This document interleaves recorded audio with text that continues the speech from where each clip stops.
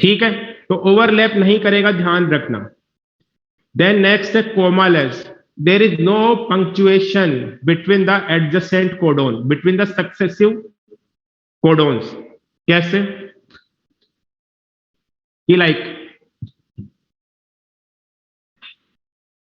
अगर मान लो यहां पर ये कोडोन है, ऐसे है ये AUG। अब यहां पर कोई गैप नहीं होगा, गैप नहीं होगा, वापस से नया वाला स्टार्ट हो जाएगा GGG, फिर यहां पर AUC। तो इसका कहने का मतलब ऐसे है कि मान लो मैंने ये लिखा, राम हैज रेड कैप, ठीक है, यहां पर स्पेस है बीच बीच में, यहां पर पंक्चुएशन है, लेकिन जेनेटिक कोड कुछ इस तरह से लिखा होगा, राम हैज रेड कैप। समझ में आ गई बात? अब इसका फायदा और नुकसान देखो क्या है। यहां पर हम ऐसे पढ़ेंगे, कोई भी गैप नहीं है, राम हैज रेड कैप, लेकिन मान लो यहां पर H डिलीट हो जाए, H अगर H डिलीट हो जाता है तो अब क्या होगा? राम पे तो कोई फर्क नहीं पड़ा, राम तो ओके है, राम तो ओके है, नेक्स्ट पे फर्क पड़ गया, फिर अब कैसे होगा? ASREDCAP।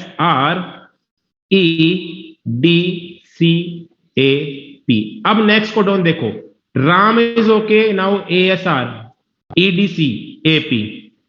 एक जहां राम से पहले का तो कुछ नहीं बिगड़ा, लेकिन राम के बाद में अगर H गायब हुआ तो देखो ये तीनों चारों कोडोन बदल गए, ये भी बदल गया, ये भी बदल गया, ये भी बदल गया। तो पंक्चुएशन नहीं होने का मतलब ये है कि अगर एक भी न्यूक्लियोटाइड डिलीट हो गया और एक भी न्यूक्लियोटाइड ऐड हो गया तो फिर कहानी पूरी चेंज हो जाएगी, कहानी पूरी चेंज हो जाएगी, पूरा का पूरा रीडिंग पैटर्न बदल जाएगा एक के ही ऐड होने से और एक के ही निकलने से। तो बात समझ में आ गई क्या? इसी को बोलते हैं फ्रेम शिफ्ट म्यूटेशन, यानी कि पूरा का पूरा फ्रेम चेंज हो रहा है, रीडिंग का पैटर्न चेंज हो रहा है, this is called frame shift mutation. बात समझ में आ गई? ओके।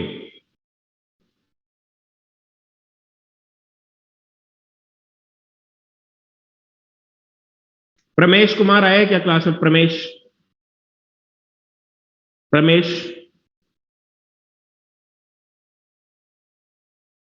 नहीं आया? कहां गया भाई ये लोग?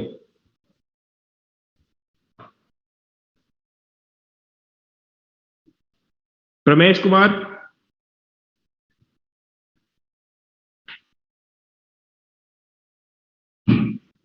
आज तो शायद स्ट्रेंथ भी तुम्हारी बहुत कम है।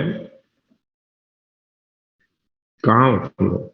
नहीं, 74 ही है, डेली जितने ही है, एक दो बच्चे कम है बस। ठीक है, तो ये कोमालेस होता है। बात समझ में आ गई?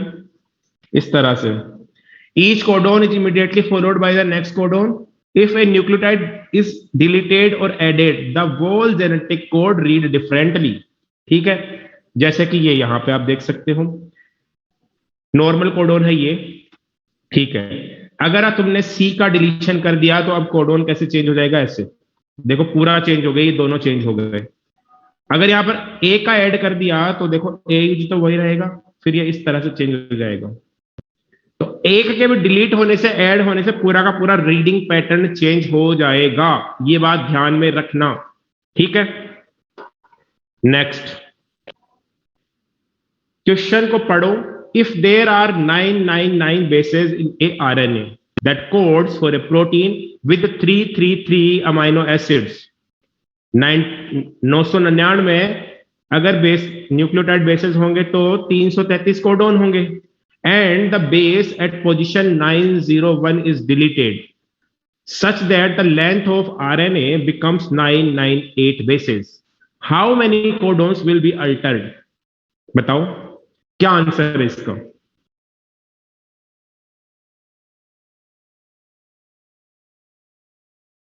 सेकंड, ऑब्वियस सी बात है, ऑब्वियसली बात है कि यहां पर देखो 900 तक तो कुछ भी नहीं होगा, बदला कौन है 901 की पोजीशन वाला, तो उसके आगे के सारे 900 तक तो 900 बटा 3 इक्वल टू 300 तो वैसे के वैसे ही रहेंगे, आगे के जो 33 है वो चेंज हो जाएंगे, तो ये आंसर हो गया।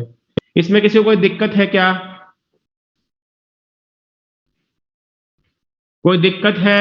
सिंपल क्वेश्चन है। Aviraj Saha okay, Garima Rathore okay okay, ठीक है नेक्स्ट।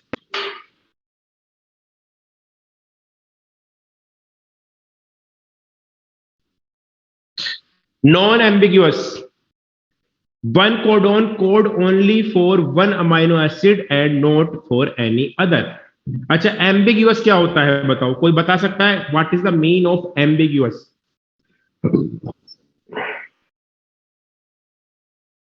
बताओ। Not sure, no it's not unique, not specific, नहीं। Both okay Mohammad, with no confusion. हाँ नॉन एम्बिग्यूअस का मतलब हो सकता है विथ नो कंफ्यूजन, लेकिन मैं पूछ रहा हूं ambiguous, what is ambiguous? What is ambiguous? देखो एम्बिग्यूअस का मतलब होता है, एम्बिग्यूअस का मतलब होता है बिन बिन बिन पैंदे का लोटा, जिसे अपन हिंदी में बोलते हैं बिन पैंदे का लोटा, थाली का बैंगन किधर भी लुढ़क सकता है। ठीक है, इलेक्शन जब होते हैं तब एग्जिट पोल और प्री पोल सर्वे आते हैं, तो वहां पे एक वर्ड यूज होता है 5% votes are ambiguous, 3% votes are ambiguous, 10% votes are ambiguous, मतलब कि ये 10% वोट किसी के साथ भी जा सकते हैं, जो श्योर नहीं है कि ये कांग्रेस को वोट देंगे या बीजेपी को वोट देंगे, वो श्योर नहीं है, वो 10% वोट किसी भी पार्टी के साथ जा सकते हैं, तो वो वोट एम्बिग्यूअस है, मतलब जो कुछ भी डिसाइडेड ना हो उनके लिए, तो वो होता है एम्बिग्यूअस। बट यहां पे वर्ड यूज हुआ है non ambiguous, it means it's clear, ये किसी के साथ भी नहीं जाएंगे, जो फिक्स है वही काम करेंगे, ये श्योर है कि यही काम करना है, ये और कोई दूसरा काम नहीं करेंगे, तो ये है। तो one codon code only one amino acid not any other, जैसे कि मान लो यू यू यू है, तो ये फेनिल एनालीन को ही कोड करेगा और किसी को कोड नहीं करेगा। ठीक है, जैसे कि सी सी सी है, तो ये प्रोलीन को ही कोड करेगा और किसी को भी कोड नहीं करेगा, केवल प्रोलीन। तो ये श्योर है अपने आप को लेकर के कि हमें यह काम करना है तो हम यही करेंगे, दूसरा कोई काम नहीं करेंगे, तो ये बात होती है नॉन एम्बिग्यूअस। जैसे कि ये आ गया U U U code for phenylalanine, G G G code for glycine. Exception, exception केवल क्या है जीयूजी, जीयूजी, जीयूजी अगर जीयूजी एक तरीके का स्टार्टिंग कोडोन भी है, अगर ये स्टार्टिंग में हुआ तो ये क्या कोड करता है मिथियोनिन, और अगर ये मिडिल पोजीशन में हुआ तो ये क्या कोड करता है, ये कोड करता है वलीन। तो ये बात ध्यान रखना, एक्सेप्शन है जीयूजी, ये दोनों को कोड करता है वलीन और मिथियोनिन, अगर ये स्टार्टिंग पहली पोजीशन पे आता है तो ये मिथियोनिन बनाएगा, और अगर ये लास्ट वाली पोजीशन पे या बीच वाली पोजीशन पे आता है तो क्या बनाएगा, वलीन बनाएगा। ठीक है, तो यहां पर ये बात हुई हमारी। फिर है degeneracy of genetic code. What is degeneracy? A single amino acid is coded by more than one codon. आप खुद बताओ अमाइनो एसिड कितने हैं, बताओ कितने अमाइनो एसिड? 20 है, और कोडोन कितने हैं? 64 कोडोन है। हाँ 61 मान लो, पर 64 है मोटा मोटा। अब 64 या 61 कोडोन, 64 या 61 कोडोन मिलकर के 20 तरह के अमीनो एसिड को कोड करते हैं, तो ऑब्वियस सी बात है एक अमीनो एसिड के लिए एक से ज्यादा कोडोन है, जैसे कि ग्लाइसिन के लिए ग्लाइसिन के लिए जी जी जी, ये भी ग्लाइसिन को कोड करता है। जी जी यू, यह भी ग्लाइसिन कोड करता है। जी जी सी, यह भी ग्लाइसिन बनाता है। जी जी ए, यह भी ग्लाइसिन बनाता है। ये सभी क्या बनाते हैं? ग्लाइसिन। ये सभी बनाते हैं ग्लाइसिन। ग्लाइसिन बनाते हैं, ग्लाइसिन। तो आपको ये ध्यान होगा, ग्लाइसिन के लिए 4 हो गए। तो यही है डीजेनरेसी। डीजेनरेसी यही है कि एक अमाइनो एसिड के लिए एक से ज्यादा कोडोन होते हैं। बात क्लियर है क्या?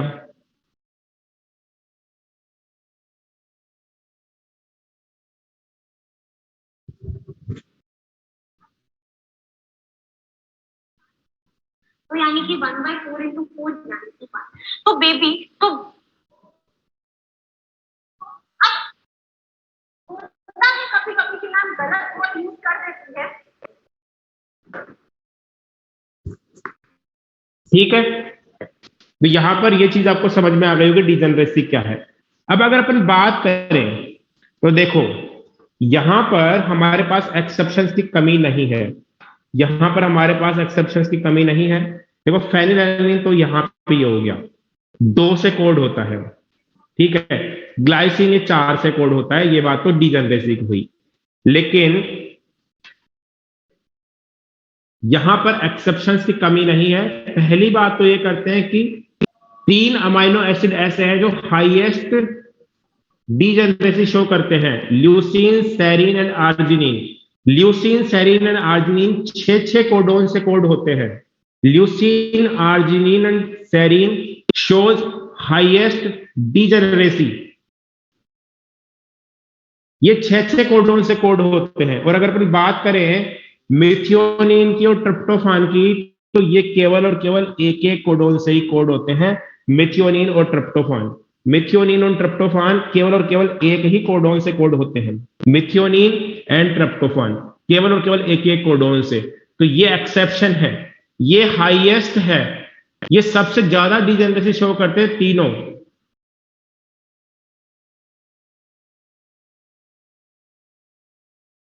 हाईएस्ट है ये। ठीक है, तो ये ध्यान रखना आप, ल्यूसीन, सेरीन, आर्जिनिन। क्वेश्चन यहीं से बनेंगे कि इनमें से कौन सा amino acid highest degeneracy show नहीं करता है, तो मिथियोनिन आ जाएगा बीच में। 3 ये होंगे, leucine, serine, arginine highest degeneracy show करते हैं। हाँ, ये याद होना चाहिए, ये याद होना चाहिए। ये नहीं होगा चलेगा, ये नहीं होगा चलेगा, लेकिन ये याद होना चाहिए, ये याद होना चाहिए। यहां से क्वेश्चन आएगा। ठीक है, देन स्टार्ट और इनिशिएशन कोडोन। आकृति बेटा ऐसा है, मिथियोनिन के लिए कोड केवल और केवल AUG ही होता है। GUG जो कोड है वो है वैलीन का। GUG वैलीन का कोड है। केवल और केवल अगर GUG स्टार्टिंग पोजीशन में आता है तो ये एक्सेप्शनली कोड करता है मिथियोनिन को। लेकिन मिथियोनिन का खुद का कोड केवल और केवल AUG ही है। हाँ, मिथियोनाइन और ट्रिप्टोफान में डिजेनरेसी नहीं है, ये एक्सेप्शन लिखा है। दिस इज एक्सेप्शन, एक्सेप्शन लिखा है यहां पर, डिजेनरेसी नहीं है। यही बता रहा हूं मैं केतन। केतन बेटा मैं यही बता रहा हूं कि मिथियोनिन और ट्रिप्टोफान के अंदर डिजेनरेसी नहीं है, ये एक्सेप्शनली डिजेनरेट नहीं है। ठीक है, अब कोई कंफ्यूजन है? कोई कंफ्यूजन है तो बता दो। नहीं, वो जो टेबल बनी हुई है एनसीईआरटी में, उसको तब याद करना है जब और सब कुछ याद हो जाए।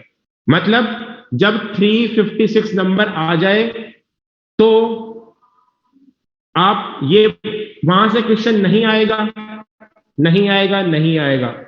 ठीक है, टेबल को तब याद करना है जब सब कुछ याद हो जाए, फिजिक्स में, केमिस्ट्री में, बायोलॉजी में, सबसे लास्ट में याद करना है।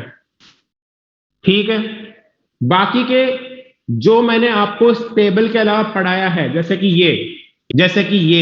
ये सब याद करना है। जैसे कि पीछे पढ़ा के आया हूं, जैसे कि ये GUG code, both valine and methionine, ये सब याद करने जो थ्योरी में पढ़ाया है। ठीक है, टेबल को याद नहीं करना है, जब सब कुछ याद हो जाए तब करेंगे। अब यहां पर देखते हैं स्टार्ट कोडोन क्या होता है।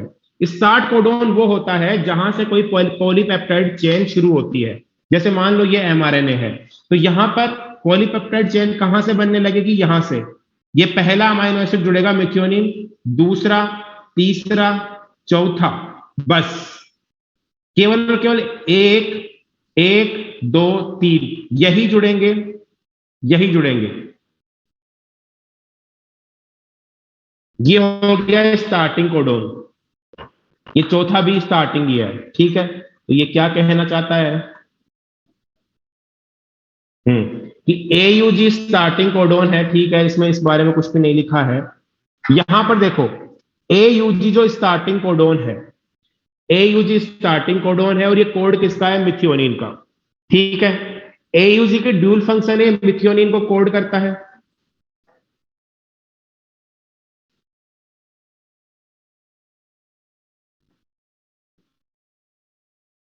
हाँ, ये मिथियोनिन को कोड करता है, AUG स्टार्टिंग कोडोन है। और ये मिथियोनिन को कोड करने वाला के दो फंक्शन हो गए, स्टार्टिंग और मिथियोनिन को कोड। अगर अपन बात करें प्रोकैरियोट्स की, तो देखो प्रोकैरियोट्स में जब भी AUG फर्स्ट पोजीशन पे आता है तो किसको जोड़ता है? एन फॉर्मिल मिथियोनिन को।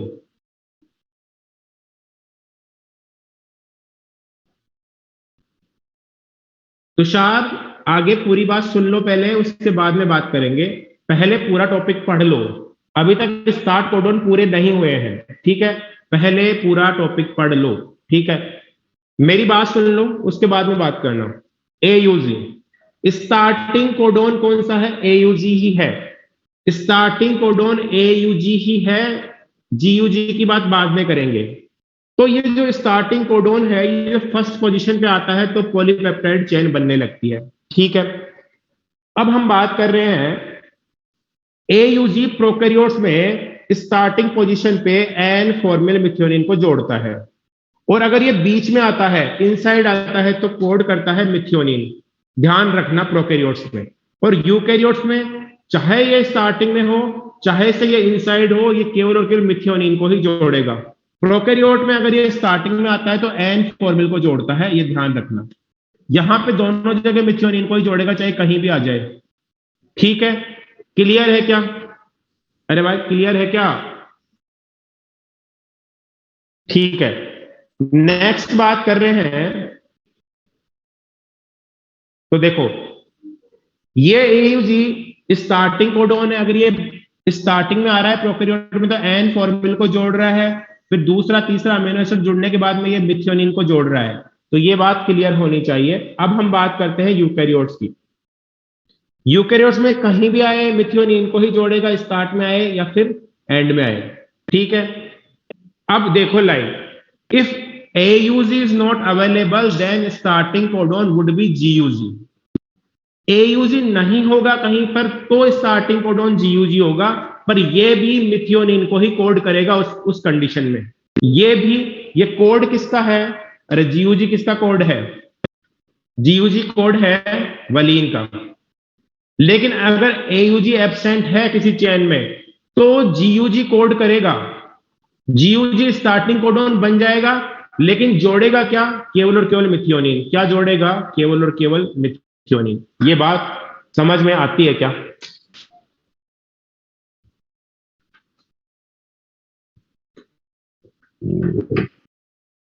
अरे बोलो।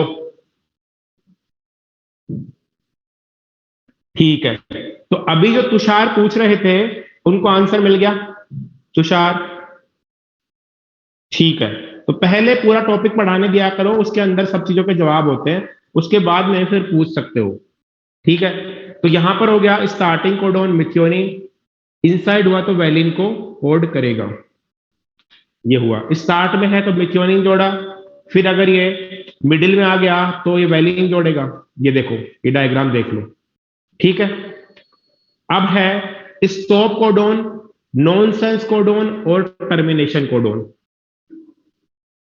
हाँ मनीष, बिल्कुल सही बोल रहे हो। नहीं, सॉरी की बात नहीं है तुषार, बात ऐसी है कि फ्लो टूट जाता है बस। सॉरी की बात नहीं है, सॉरी क्यों बोल रहे हो फालतू में? इट्स ओके, तुमने पूछा, मुझे अच्छा लगा, पर बात ऐसी होती है कि पूरा पढ़ लो एक बार, फिर पूछो आराम से। मैं तो टाइम देता हूं तुमको वैसे ही खूब सारा। अब देखो, स्टॉप कोडोन, नॉनसेंस कोडोन और टर्मिनेशन कोडोन। नाम से पता चल रहा है आपको कि जो टर्मिनेशन करेगा, जैसे वहां पर रो फैक्टर करता था ट्रांसक्रिप्शन का, ट्रांसलेशन का कौन करेगा? 3 कोडोन है। देखो, स्टार्ट कोडोन एयूजी है, यहां से जुड़ने लगा, स्टार्ट कोडोन पर अमाइनो एसिड जुड़ेगा, आगे जुड़ता रहेगा जुड़ता रहेगा जुड़ता रहेगा जुड़ता रहेगा, स्टॉप कोडोन पे आके नहीं जुड़ेगा, खत्म हो जाएगा, स्टॉप कोडोन पे आके नहीं जुड़ेगा, खत्म हो जाएगा। तो इस तरीके से ये स्टॉप कोडोन आ गया। ये 3 होते हैं। UAA इसे ओकरे बोलते हैं, UAZ इसे अंबर बोलते हैं, और UGA इसे ओपल बोलते हैं। ये आपको लर्न करने हैं, याद करने हैं, याद करने हैं तीनों। दोनों स्टार्टिंग कोडोन, तीनों स्टॉप कोडोन आपको याद करने हैं। ठीक है, तो ये हो गए हमारे स्टॉप कोडोन। अब देखो, टोटल कोडोन कितने हैं? 64। इनमें से 64 में से 3 कैसे हैं? नॉनसेंस। और 61 कैसे हैं? सेंस। ठीक है, 61 कैसे हैं? सेंस। सेंस के लिए ही होता है टीआरएनए। तो टीआरएनए कितने टाइप के होंगे? टोटल 61 टाइप के। बात समझ में आ गई? जितने कोडोन हैं उतने ही एंटीकोडोन होंगे। एंटीकोडोन कहां होते हैं? टीआरएनए के ऊपर होते हैं।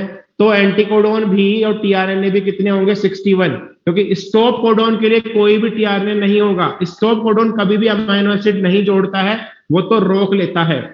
आ गई क्या बात समझ में?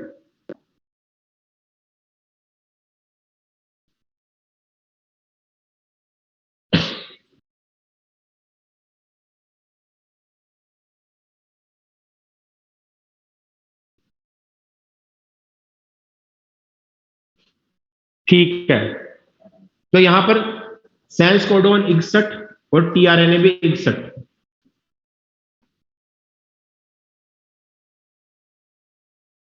ओके, ये क्लियर है सभी को? इसको पढ़ लो जल्दी से, और कुछ पूछना है तो पूछ लो। यहां पर प्रॉपर्टीज पूरी हो गई है, जल्दी पूछ लो। अब अगर कोई डाउट है तो पूछो।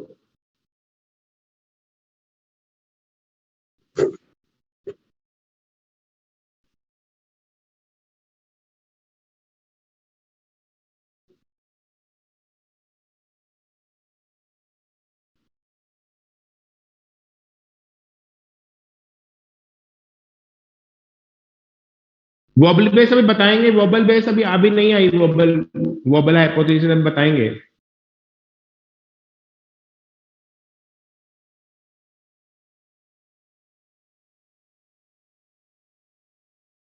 हाँ, वोबल बेस के साइंटिस्ट के ऊपर हैं, इनको याद करने हैं नाम को भी। वो सॉरी, स्टॉप कोडोन के नाम साइंटिस्ट के ऊपर है, इनको याद करने हैं।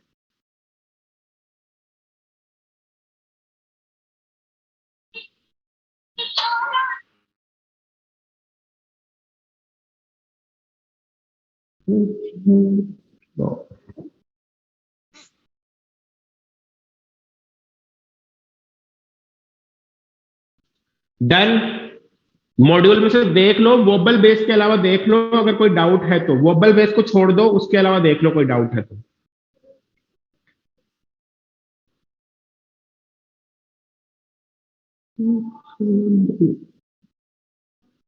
ओके, नहीं है गरिमा सिंह राठौड़। ओके, अब बात करेंगे एक क्वेश्चन की। क्वेश्चन पढ़ो। How many amino acids will be present in polypeptide chain if this chain is code bye given mRNA?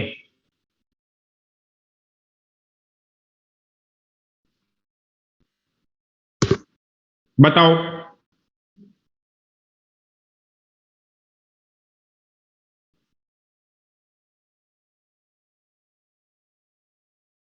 आकृति सिंह 11 क्यों होंगे? अरे पहला, ये पहला, सॉरी ये पहला, ये दूसरा, ये तीसरा, ये चौथा, ये पांचवा। ये छठा, ये स्टॉप कोडॉन आ गया, यहां पे तो रुक जाएगा, केवल 6 ही होंगे, केवल क्या होंगे, 6 ही होंगे, ऐसे ये। तो देखो, ये होता है ट्रांसलेटेड रीजन और ये होता है अनट्रांसलेटेड रीजन। ये अनट्रांसलेटेड रीजन क्या काम आता है, ये राइबोसोम को जोड़ता है एमआरएनए से, एमआरएनए को हेल्प करता है राइबोसोम से चिपकने के लिए, provide binding site for ribosome, increase stability of mRNA. दो काम करता है ये, untranslated region and translated reason.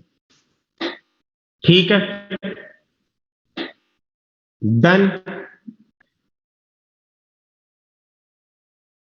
Question, question पढ़ो। If 5 type of nitrogenous bases are present in a mRNA and genetic code is tetrapalette, how many codon will be formed? बताओ, 5 तरह के, अगर 4 की जगह 5 तरह के बेस होते तो, और पागल हो गए हो क्या, एक आंसर दे रहे हो, अरे एक आंसर दे रहे हो, पागल हो क्या? अगर 5 तरह के बेस होते, अगर 5, 4 है ना AUCG, अगर 5 तरह के होते और जेनेटिक कोड टेट्रा पैलेट होता तो कितने कोडोन बनते? अरे जब 4 तरह के थे और ये ट्रिपलेट था तो कैसे निकाला था, 4 तरह के थे और ये ट्रिपलेट था तो कितने कॉम्बिनेशन बने थे, 4 इंटू 4 इंटू 4 इक्वल्स टू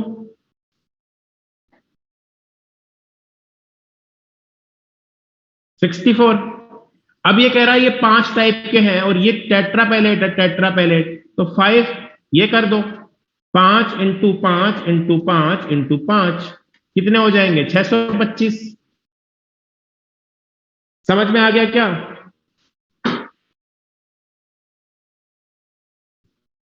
जब 4 तरह के बेस थे और वो ट्रिपलेट था तो हमने क्या किया था, 4 की पावर 3। अब ये कह रहा है कि 5 तरह के बेस हुए और ये टेट्रा पैलेट हुए तो फिर 5 की पावर 4 कर दो। ये टेट्रा पैलेट है, ट्रिपलेट नहीं है, टेट्रा पैलेट। आ गई क्या बात समझ में? किसी को डाउट है क्या इस क्वेश्चन में? ये जो तुम लोग ओके, ठीक है, ये लो। तो सॉल्यूशन क्या है, टोटल कोडोन इक्वल्स टू क्या होगा, टाइप ऑफ नाइट्रोजनस बेसेस और जितना भी वो ट्रिपलेट डुप्लेट बनाना चाहता है, ये सॉल्यूशन होगा उसका, और ये इस तरह से आ जाएगा 625।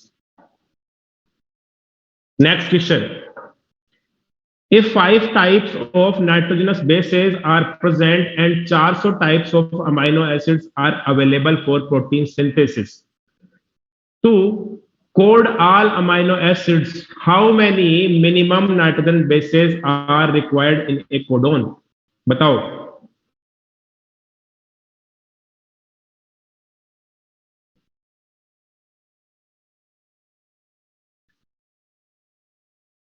पागल हो गए हो तुम, 80 कौन बता रहा है? अरे 5 तरह के बेस है, 5 तरह के बेस है, बेस कितने हैं, 5, और हमारे अमाइनो एसिड कितने, 400।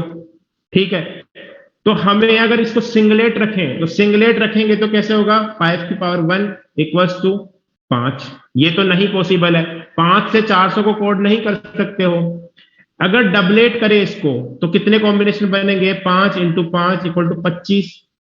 25 तो हो गए लेकिन 400 को कोड करना है, 25 हो गए लेकिन 400 को कोड करना है। फिर 5 की पावर 3 करके देखो कितने कॉम्बिनेशन बनेंगे, 5 इंटू 5 इंटू 5, ये बनेंगे 125।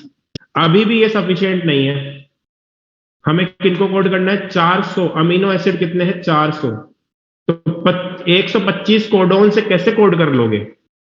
अब की बार करो, 4 करके देखो, 5 × 5 × 5 × 5, ये कितना हो जाएगा 625। तो 625 से 400 को कोड करना पॉसिबल है। जैसे जैसे 20 को कोड करना पॉसिबल था 64 से, तो ऐसे ही 400 को कोड करना पॉसिबल है एक 625 से। बात समझ में आ गई क्या? अरे बात समझ में आ गई? गलती करोगे क्या आप दोबारा?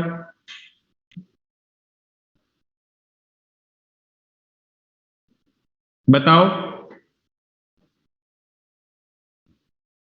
इस तरह से,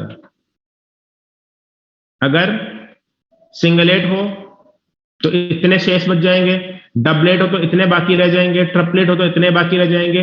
इस कंडीशन में एक भी बाकी नहीं रहेगा और यही होगा।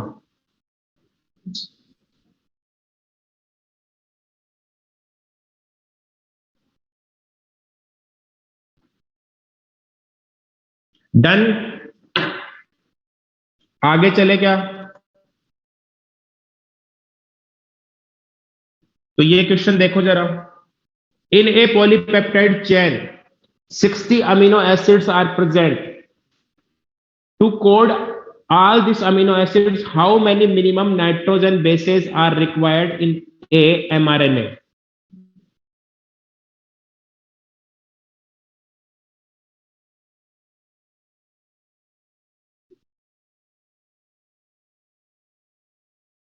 अरे एक को कोड करने के लिए कितने चाहिए? 3। तो 60 को कोड करने के लिए कितने चाहिए? 180। पर एक स्टॉप कोडॉन भी तो होगा। अरे एक स्टॉप कोडॉन भी होगा। देखो, यहां पर हमें कोड करने हैं 60, फर्स्ट से लेके 60 तक। 60 तक हो गए। एक स्टॉप भी चाहिए इसको रोकने के लिए। तो टोटल कोडॉन कितने हो जाएंगे? 181। तो टोटल कोडॉन 180, सॉरी 61। और अगर हम इसको बात करें नाइट्रोजन बेसिस की, तो 61 × 3 = 183। आ गई बात समझ में? कृतिका, 161 191 कहां से आए बेटा? कहां से लेके आए हो ये?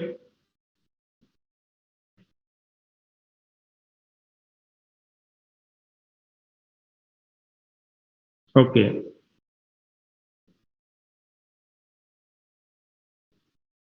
हम्म। अब केतन का डाउट सुनो। केतन का डाउट सुनो। इस क्वेश्चन में ये नहीं बोला गया था कि ट्रिपलेट है। तो ये ट्रिपलेट जब नहीं बोला जाए तो जो हकीकत में होता है वो मान लेना, जब नहीं बोला जाए तो जो हकीकत में होता है वो मान लेना। अरे जब नहीं माना जाता तो जो होता है वो मानना पड़ता है। इस वाले क्वेश्चन में क्या बोल रखा है? If 5 type of bases are present, अगर 5 तरह के बेसिस प्रेजेंट होते। ये हाइपोथेटिकल क्वेश्चन है।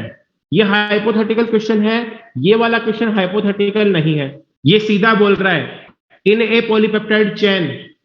मतलब ये ओरिजिनल क्वेश्चन है, वो हाइपोथेटिकल था। वो कह रहा था इफ नहीं, स्टॉप कोडॉन नहीं होगा तो नहीं रुकेगा। जरूरी नहीं है ये रुक जाए वो। जैसे कि जब लैक ऑपेरॉन पढ़ते हो तो वहां पे स्ट्रक्चरल जीन जो होती है, लैक ऑपेरॉन पढ़ते हो तो स्ट्रक्चरल जीन में एक्स, वाई एंड जेड 3 होती है। एक्स अलग पॉलीपेप्टाइड है, वाई अलग है, जेड अलग है। तो एक्स जो होती है ना, इसके बाद में स्टॉप कोडॉन होता है। वाई के बाद में भी स्टॉप कोडॉन होता है। बात समझ में आ गई?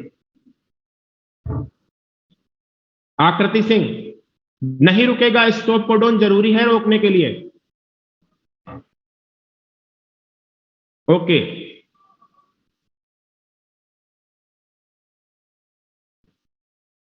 और केतन, तुम बताओ तुम्हारा डाउट क्या है? अब तुम्हारा डाउट क्लियर हुआ?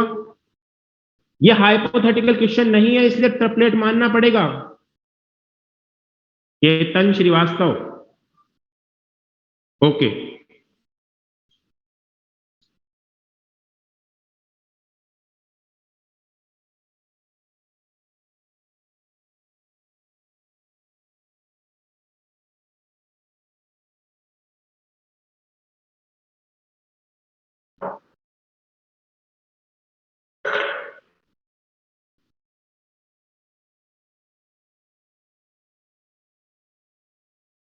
कभी 74 होते हो, कभी 72 होते हो, कभी 77 होते हो, तो बीच बीच में क्लासेस मिस मत करा करो।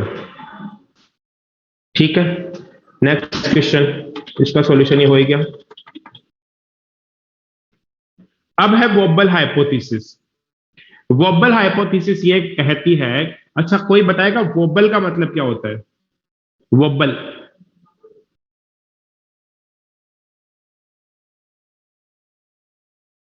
बबल, बबल, फूलना, लाइक जेली मूवमेंट। हाँ, तुम लोग तो यार, तुम लोग का बेस्ट अच्छा है बहुत, मतलब तुम लोगों के पास में, तुम रेस्पॉन्सिव हो। मैंने सुबह 2 बैच में पढ़ा दिया इसे। 2 बैच में से एक बच्चे ने बताया था केवल कि वोबल का मतलब जेली टाइप मूवमेंट होता है, बबल होता है। वो बताते ही नहीं है, पता नहीं क्यों नहीं बताते।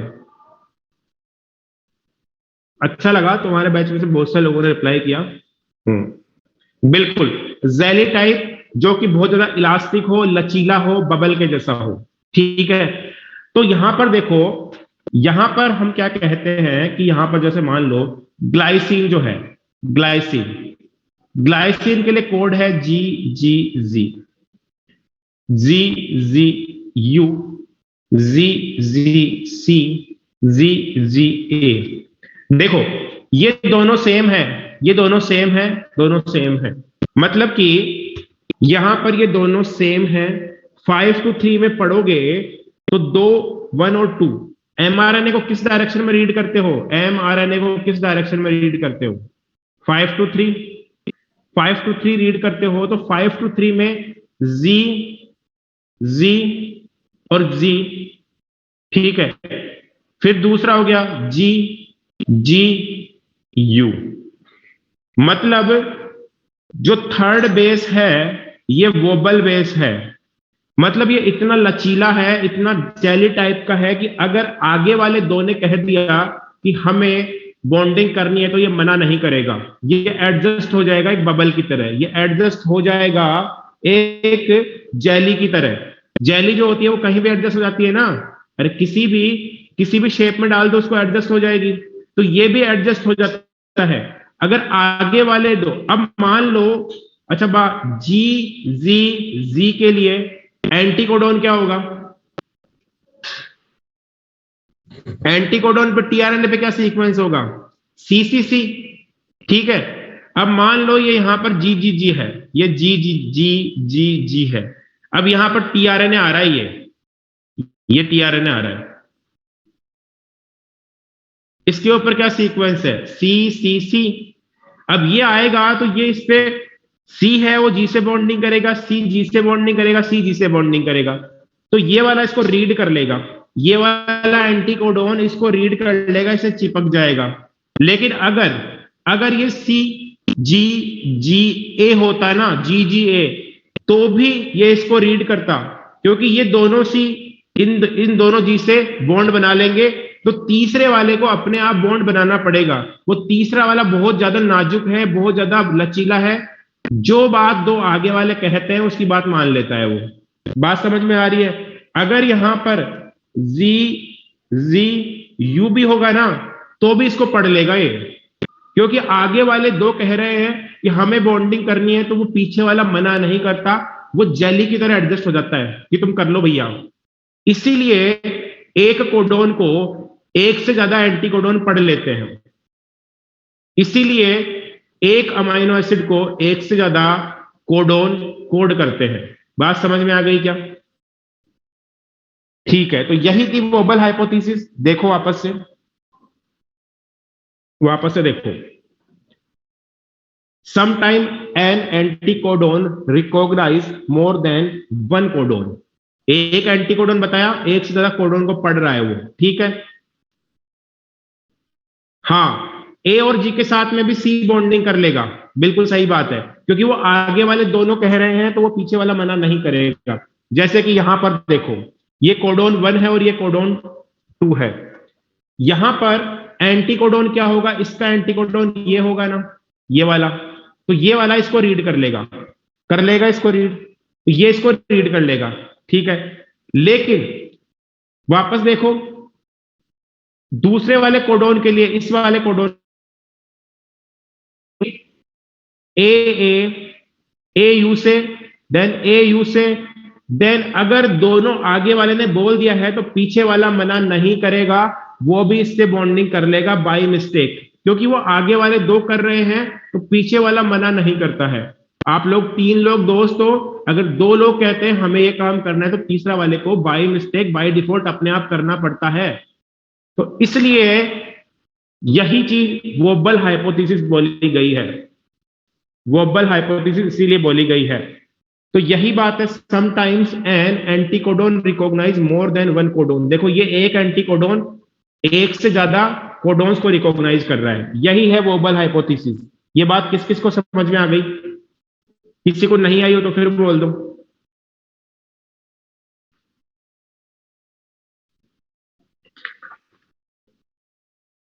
ओके,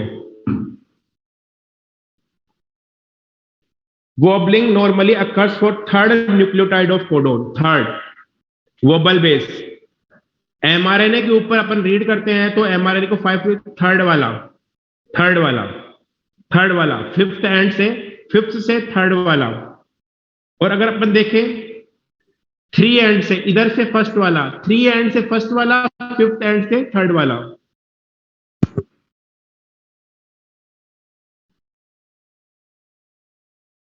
हाँ, एंटीकोडोन यूनिक नहीं है, बोला तो सही। एंटीकोडोन एक से ज्यादा कोडोन को रीड कर सकते हैं। तो बात यह है कोडोन यूनिक है, कोडोन यूनिक है। एक कोडोन अगर अमीनो एसिड के लिए रीड करता है ना तो वो एक अमीनो एसिड के लिए करता है। अब इसको उल्टा सीधा सोच करके कॉन्सेप्ट को तोड़ो मरोड़ो मत। बीच में आ जाए तो नहीं होगा, अनमैचेबल बीच में आ जाए तो नहीं होगा, केतन श्रीवास्तव, बीच में आ जाएगा तो नहीं होगा। लास्ट वाला ही होता है वोबल, जो थर्ड बेस होता है वही होता है वोबल, बीच में आ जाएगा तो कभी नहीं होगा। समझ में आ गई क्या केतन एंड यश? ठीक है,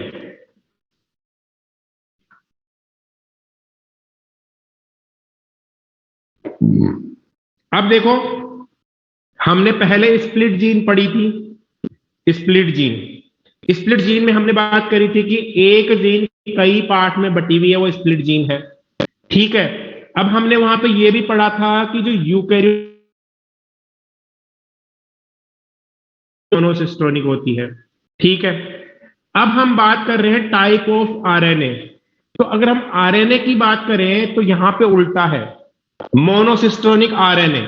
यहां पर मोनोसिस्टोनिक की जगह आरएनए भी लिखा हुआ है, monocistronic RNA. Monocistronic RNA means उस आरएनए में केवल और केवल एक ही चेन प्रेजेंट है, एक ही चेन प्रेजेंट है, एक ही सिस्ट्रोन प्रेजेंट है। और ऐसा आरएनए होता है, ऐसा फाइनल आरएनए होता है यूकैरियोट्स का, मोनोसिस्टोनिक यूकैरियोट्स का। यहां पे उल्टा है यूकैरियोट्स का, मोस्टली इन यूकैरियोट्स। ठीक है, इस तरह से मोनोसिस्टोनिक एमआरएनए। और अगर हम बात करें मोनोसिस्टोनिक जीन की तो ये यहां पर पॉलीसिस्टोनिक जीन होगी। ये देखो, अगर पॉलीसिस्टोनिक की बात करें तो ये प्रोकैरियोट्स में होगा, अगर पॉलीसिस्टोनिक की बात करें तो ये प्रोकैरियोट्स का होगा। मतलब आरएनए के केस में उल्टा है। बात समझ में आ गई क्या?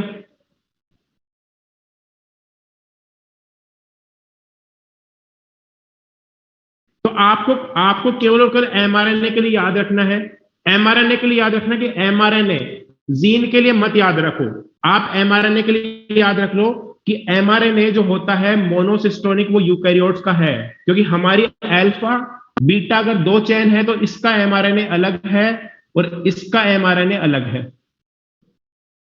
ठीक है, तो ये उल्टा है। तो पॉलीसिस्टोनिक एमआरएनए प्रोकैरियोट्स में होता है, मोनोसिस्टोनिक एमआरएनए यूकैरियोट्स में होता है। बात आ गई समझ में? हाँ बिल्कुल। आपको जीन से मतलब मत रखो, ये हमारे लेवल की बात नहीं है। जीन से मत मतलब रखो, आप एमआरएनए को याद रखो। एमआरएनए में अच्छा, आप एक काम करो, जीन के लिए क्या टर्मिनोलॉजी यूज करनी है? जीन के लिए split gene, split gene. Eukaryote की जीन है वो स्प्लिट है, प्रोकैरियोट की नॉन स्प्लिट है। ठीक है, भूल जाओ। जीन के लिए केवल और केवल टर्मिनोलॉजी याद रखो स्प्लिट जीन की। जीन बोले तो जीन बोले तो प्रोकैरियोट्स की और यूकैरियोट्स की। प्रोकैरियोट की कैसी है? Non split. और यूकैरियोट्स की कैसी है? स्प्लिट। ठीक है, एमआरएनए की बात करें तो प्रोकैरियोट का कैसा है? पॉलीसिस्टोनिक। और यूकैरियोट कैसा है? मोनोसिस्टोनिक। इस बात को अपने कॉपी के पेज पर लिख लो और यही टर्मिनोलॉजी यूज करनी है अब से। जीन के लिए स्प्लिट और नॉन स्प्लिट, और एमआरएनए के लिए पॉलीसिस्टोनिक और मोनोसिस्टोनिक। लिख लो इसको।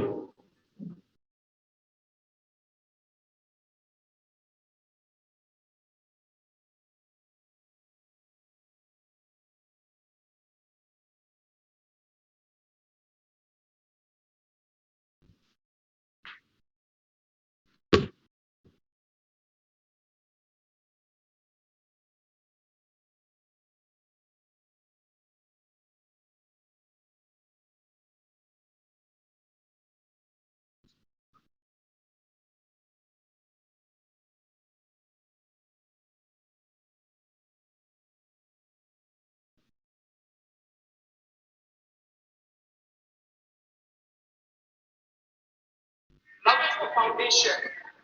Love is the foundation of every religion, whether it's Hinduism, Islam, Christianity, Sikhism, Jainism, Buddhism. The foundation is love. So Modi attacks me, goes anchor at me, and he trains me not to require. Okay, ठीक है। तो अब हम आगे चलते हैं। अब हम आगे चलते हैं। अब हम बात करेंगे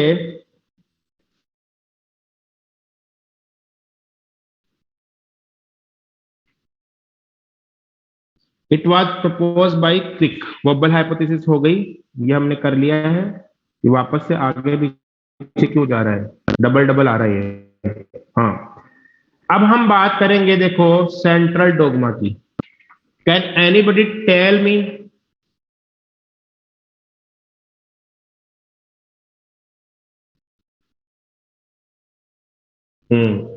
आकृति सिंह, मेरी बात सुनो आकृति। हमने केवल और केवल एक प्रोसेस पढ़ा है। प्रोसेस पढ़ा है, वहां पर अलग अलग हो जाते हैं। क्यों अलग अलग हो जाते हैं? क्योंकि देखो वहां पर फाइनल आरएनए में अलग अलग हो जाता है। बहुत सारे प्रोसेस हम नहीं पढ़ते हैं। पहली बात तो यह है, पहली बात तो यह है, पहली बात तो यह है कि आपने बोला कि वहां पे आरएनए लाइगेज ने ज्वाइन किया था। तो आरएनए लाइगेज हमारे बीच में एक सिस्ट्रोन, ये एक सिस्ट्रोन है, ये एक मान लो एक्सोन है, एक्सोन। इस एक्सोन के बीच बीच में भी होता है नॉन फंक्शनल पार्ट, ये इतना इतना, ये नॉन फंक्शनल पार्ट। तो इनको जोड़ता है आरएनए लाइगेज। हमने अगर वहां पे ये पढ़ा है कि ये दो एक्सोन के बीच में ही है नॉन फंक्शनल, तो ऐसा नहीं है। बहुत सारी चीजें होती है जो कि हायर क्लासेज में आएंगी। क्लियर है आकृति? ओके, अब सुनो, कोई मुझे ऐसे बताएगा कि डोगमा किसको कहते हैं? Dogma, what is dogma?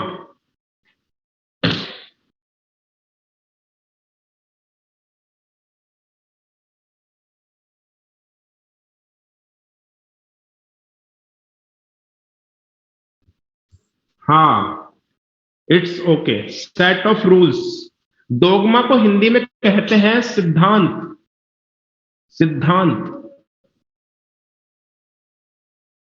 सिद्धांत। और सेंट्रल कहते हैं केंद्रीय, केंद्रीय सिद्धांत। तो डोगमा का मतलब होता है सिद्धांत, एक ऐसा सिद्धांत जिसको आपको बिना किसी क्वेश्चन के मानना होता है। मतलब ये ग्रीक ग्रीक वर्ड है डोगमा। मतलब वहां पे डोगमा कहते हैं जो चीजें भगवान ने बोली हैं। भगवान ने अगर कुछ बोला है तो वो डोगमा है। मतलब भगवान कभी गलत बोलते हैं क्या? अरे बताओ। तो यही बात है कि भगवान ने बोली है, गॉड ने बोली है, वो चीज डोगमा है, ठीक है। और ये सेंट्रल डोगमा है। ये किसका सेंट्रल डोगमा है? ये हमारे जेनेटिक मटेरियल का सेंट्रल डोगमा है। भगवान बोलते हैं ना, भगवान बोलते हैं ना, गीता में भगवान ने बोला है, कुरान में भगवान ने बोला है, बाइबल में भगवान ने बोला है।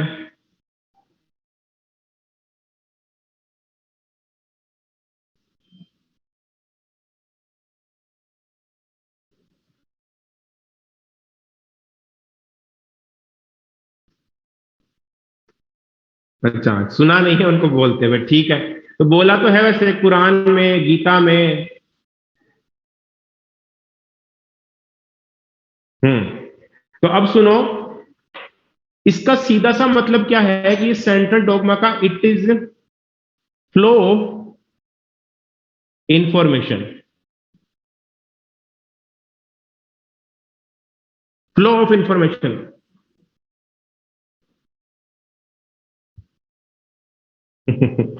अरे अभी भगवान के पास मत जाने की बात करो, अभी मेडिकल कॉलेज में जाने की बात करो।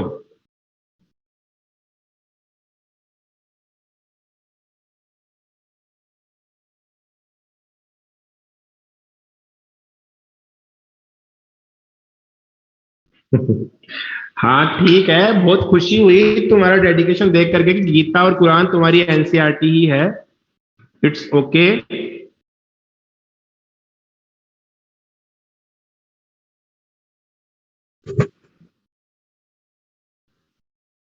ठीक है, तो ये है, यहां पे सुन लो अब बात, फ्लो ऑफ इंफॉर्मेशन। इंफॉर्मेशन का फ्लो किधर से किधर है? डीएनए से आरएनए की तरफ, और आरएनए से प्रोटीन की तरफ। इस प्रोसेस को बोलते हैं, डीएनए से आरएनए बनने को, ट्रांसक्रिप्शन।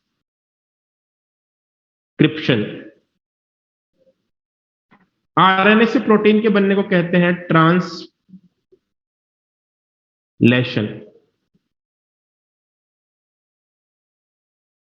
स्पेलिंग सही कर लेना, इसमें मैंने गलत, मैं ही कर देता हूं।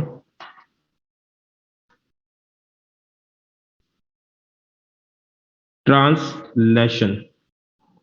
डीएनए से डीएनए बने अगर, तो कहते हो रेप्लिकेशन। तो जो फ्लो है वो इस डायरेक्शन में है, डीएनए से आरएनए और आरएनए से प्रोटीन। एक फ्लो इधर से इधर भी देखा गया है कभी कभार, और ये है रिवर्स ट्रांसक्रिप्शन, डीएनए से आरएनए बनना, रिवर्स।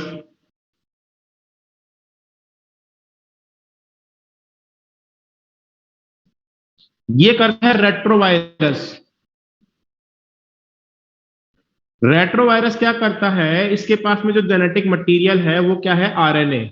और ये वहां जाकर के, ये जाकर के होस्ट सेल में रिवर्स ट्रांसक्रिप्शन करके बनाता है डीएनए, और ऐसे डीएनए को बोलते हो सीडीएनए। क्या बोलते हो? CDNA, cDNA, cDNA. ठीक है। इस सीडीएनए बनने के प्रोसेस को, या फिर रिवर्स ट्रांसक्रिप्शन के प्रोसेस की डिस्कवरी, डिस्कवरी किसने करी थी?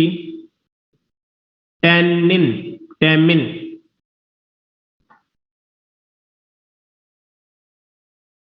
टैमिन एंड बाल्टीमोर, टैमिन, बाल्टीमोर। और इसीलिए इसको कहते हैं, यह टैमिन बाल्टीमोर, इसीलिए इसको कहते हैं टैमिनिज्म।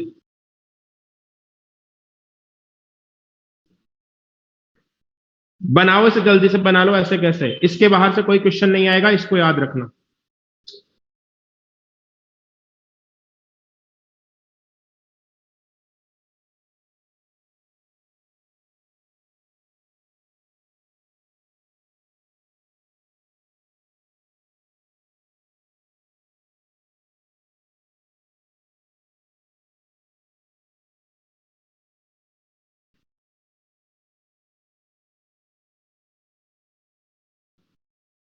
रेट्रोवायरस के अंदर क्या होता है, जो जेनेटिक मटेरियल है वो होता है आरएनए। तो जब ये होस्ट के सेल में जाता है ना, तो आरएनए से डीएनए बनाता है। इसके पास आरएनए का, इसके पास क्या है? डबल स्टैंडर्ड आरएनए है, डबल स्टैंडर्ड आरएनए मान लो ये आरएनए है और डबल स्टैंडर्ड है, ठीक है। तो ये क्या करता है, होस्ट के सेल में जाकर के और इस वाली से भी कॉम्प्लीमेंट्री स्ट्रैंड बनाएगा डीएनए की, इस वाली से भी डीएनए कॉम्प्लीमेंट्री स्ट्रैंड बनाएगा और ये दोनों स्ट्रैंड जुड़ जाएंगे ऐसे डीएनए की। तो ये क्या करता है, रिवर्स ट्रांसक्रिप्शन, ट्रांसक्रिप्शन का रिवर्स करता है, जैसे ट्रांसक्रिप्शन में हुआ था उसका उल्टा करता है, इसीलिए इसको क्या बोलते हैं, रिवर्स ट्रांसक्रिप्शन, डीएनए से आरएनए का बनना। हाँ, सेंट्रल डोग्मा इतना छोटा सा ही है।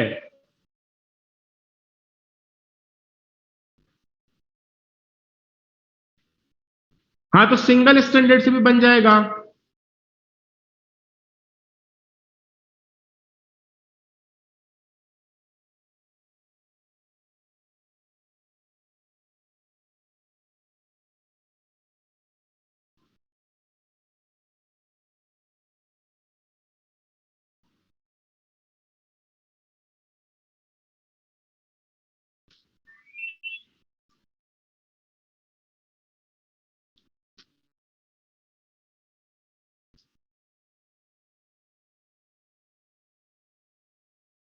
सेंट्रल डोग्मा इतना सही है, स्कूल में क्या 4 दिन चला था, क्या पढ़ाया था उन्होंने।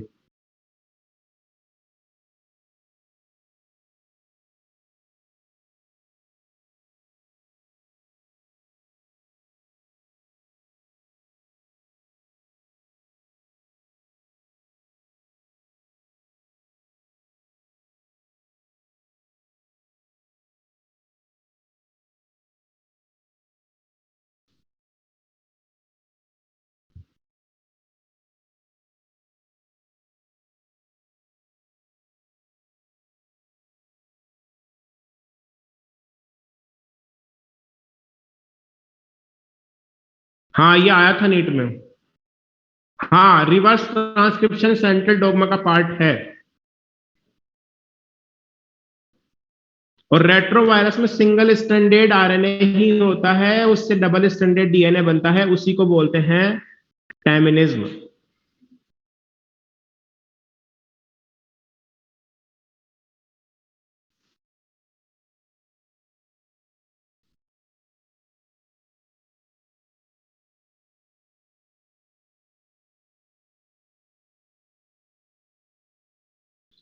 ठीक है, तो आज की क्लास में इतना ही रखते हैं, कल स्टार्ट करेंगे प्रोटीन सिंथेसिस। और अब प्रोटीन सिंथेसिस होने के बाद में एमबीआई पूरा हो जाएगा। बाय दैट टाइम रिवीजन करते रहना और क्वेश्चंस कर लेना, जितने भी क्वेश्चंस हैं प्रोटीन सिंथेसिस के पहले के वो कर लेना। प्रोटीन सिंथेसिस के पहले क्वेश्चन कर लेना, एक साथ नहीं होंगे, एक बार में नहीं होंगे, ठीक है। और जो भी क्वेश्चन आपको ऐसा लगता हो कि ये मैं इसमें अटकाऊं या कॉन्सेप्चुअल है, उसको टिक कर लिया करो, एग्जाम में देख के जाया करो उसे। नहीं, डीएनए फिंगरप्रिंटिंग भी पढ़ाएंगे, ह्यूमन जीनोम प्रोजेक्ट भी पढ़ाएंगे, सब कुछ पढ़ाएंगे, लेकिन मैंने बोला है MBI molecular basis of inheritance यहीं तक होता है, वो पार्ट है बायोटेक का, पर पढ़ाएंगे तो यही। लेकिन एक तरीके से इनहेरिटेंस का बेसिस हो चुका है, वो तो इंस्ट्रूमेंटलाइजेशन है। मेरा कहने का मतलब यह है।